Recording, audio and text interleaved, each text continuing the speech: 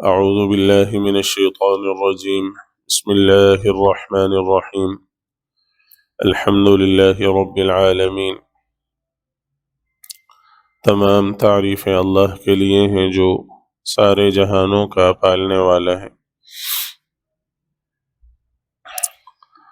اللہ کے لیے رب العالمین کی صفت کا بیان ہو گیا، اور کائنات میں اگر غور کیا جائے تو اس کے ذرے ذرے میں اللہ تعالیٰ کا رب العالمین ہونا بہت واضح اور نمایاں طور پر معلوم ہوتا ہے۔ آپ ایک چھوٹی سی مکھی کو لے لیں کہ جس کی پوری عمر ہی 10-15 دن ہے، ایک ہاتھی تک جو 60-70 سال تک کی عمر لے کر دنیا میں آتا ہے،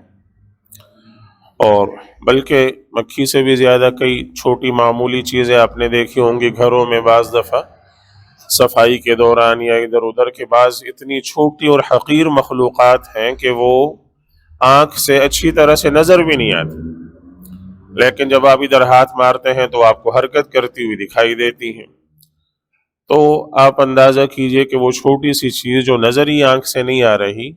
کسی طرح وہ پیدا بھی ہوئی ہے، اس کی آنکھیں ہیں، اس کا پیٹ ہے، اس کے کھانے پینے کا ایک نظام ہے، زندگی گزارنے کا اس کا ایک طریقہ اور ایک اسلوب ہے، یہ سب کیسے اس کے اندر رکھ دیا گیا ہے اس بہت ہی چھوٹی سی چیز کے اندر کہ جو آنکھ سے نظر ہی نہیں آتی۔ تو ایک معمولی سی مخلوق سے لے کر ایک اعلیٰ مخلوق تک، پھر اس سے آگے جو ہے وہ دنیا کے اندر زمین پر پھیلی ہوئی ہزاروں قسم کی چرند ہیں، پرندے ہیں، ان کی ہزاروں انواع ہیں، اور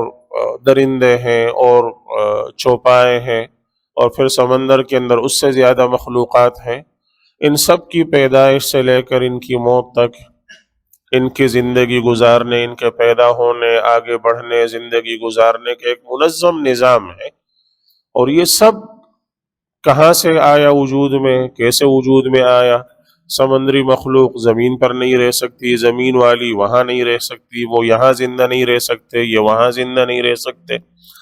ان کے لیے وہاں انتظام کر دیا گیا، ان کے لیے یہاں انتظام کر دیا گیا۔ یہ سب انتظام کرنے والا کون ہے؟ یہ ہے رب العالمین۔ اس سے آگے اگر آپ دیکھ لیں، درختوں کی عمریں اس سے زیادہ ہوتی ہیں، بعض سینکڑوں سال، بعض ہزاروں سال تک۔ اس سے آگے اگر دیکھیں، ایک ستارے کی عمر جو ہے وہ 10 ارب سال تک ہوتی ہے، تو اس کے پیدا ہونے سے لے کر اس کی موت تک کا اس کا پورا ایک منظم نظام ہے۔ یہ سب کس نے کیا یہ خود بخود وجود میں آ گیا؟ خود بخود ہی چل رہا ہے؟ ایسا کیسے ہو سکتا؟ چھوٹی سی چیز خود بخود وجود میں نہیں آ سکتی۔ تو اتنا بڑا نظام جو ہے، یہ سب عالمین کا نظام، یہ کیسے چل رہا ہے اور کیسے وجود میں آ گیا ہے؟ تو یہ سب عجیب و غریب حکمتوں سے بھرا ہوا نظام۔ اور اب تو جدید دور ہے، اور ماہرین نے کیمرے جو ہے وہ جنگلوں کے اندر، پانی کے اندر، اور چیونٹیوں کے بلوں کے اندر تک لگا دیے ہیں، اور اس کی ویڈیوز جو ہے وہ موجود ہیں۔ ان کو اگر آپ دیکھیں گے تو آپ حیران رہ جائیں گے کہ کیسے اللہ تعالیٰ نے ہر چیز کا ایک بندوبست اور ایک انتظام کر دیا ہے۔ ایک چھوٹی سی مثال کیچوے کی ہے کہ کیچوے کی مادہ جو ہے وہ پانی کے کنارے پر وہ جگہ کھودتی ہے، اس کے اندر انڈے ڈال کر، اس پر ریت ڈال کر اس کو چھوڑ کر چلی جاتی۔ اس ریت کی گرمائش سے آہستہ آہستہ وہ کیچوے کے بچے جو ہے وہ ریت کے اندر ہی پیدا ہوتے ہیں، اور ریت کے اندر سے پیدا ہو کر وہ پہلی دفعہ زمین کی طرف سر نکالتے ہیں، اور سر جب نکالتے ہیں تو یہ ایک حیرت انگیز نظارہ یہ ہوتا ہے کہ ایک طرف ایک انتہائی خوفناک سمندر ہے، اٹھاٹے مارتا ہوا کہ اس کو دیکھ کر انسان کو خوف آتا ہے، دوسری طرف بالکل خشکی ہے اور خشک زمین ہے اور سکون ہے۔ وہ جیسے ہی اس زمین کے اس ریت سے سر نکالتے ہیں، اور جنہوں نے پہلی دفعہ دنیا کو دیکھا، اس سے پہلے کبھی دیکھے نہیں، وہ پیدا ہی ریت کے اندر ہوئے ہیں، پہلی دفعہ انہوں نے سر نکالا اور انہوں نے جو ہے وہ زمین کو دیکھا، اور فوراً وہ پانی کے اس خوفناک اس سمندر کی طرف لپکتے ہیں۔ یہ کون سی ذات نے ان کے دماغوں کے اندر یہ پیوست کر دیا ہے، یہ انسٹال کر دیا ہے، یہ اس میں رکھ دیا ہے کہ تمہاری زندگی اس پرسکون زمین میں نہیں ہے، اس خوفناک سمندر میں تمہیں وہاں کی طرف لپکنا ہے، وہاں جانا ہے، اس زمین کی طرف نہیں جانا۔ یہاں تمہاری زندگی، تمہارے لیے خطرات زیادہ ہیں، وہاں تم بڑے سکون سے، آرام سے رہو گے۔ تو یہ سب اللہ تعالیٰ کی حکمتوں کا بھرا نظام ہے، اور اس نے ہر ایک مخلوق کے لیے اس کے وہ اسباب مہیا کر دیے ہیں، اس کو ماحول اس کو فراہم کر دیا، اس کو بتا دیا ہے کہ تمہاری زندگی گزارنے کا اور کے اسباب یہ ہیں، تمہارا زندگی گزارنے کا طریقہ یہ ہے، تمہارا غذا حاصل کرنے کا راستہ یہ ہے، یہاں سے تمہیں جو ہے وہ حاصل ہوگا۔ مفتی شفیع صاحب رحمۃ اللہ علیہ فرماتے ہیں کہ اگر آپ ایک نوالا اٹھا کر منہ میں ڈالتے ہیں، چند سیکنڈ کے اندر آپ اس کو چبا کر نگل لیتے ہیں، اور وہ آپ کی جسم کا حصہ بن کر آپ کو غذا فراہم کرتا ہے۔ تھوڑی دیر کے لیے آپ غور کریں، یہ ایک نوالا کہاں سے آیا، یہ گندم کے دانے کہاں بوئے گئے ہیں، کس نے ان کو بویا ہے، ٹھیک، کہاں کا پانی اس کو لگا ہے،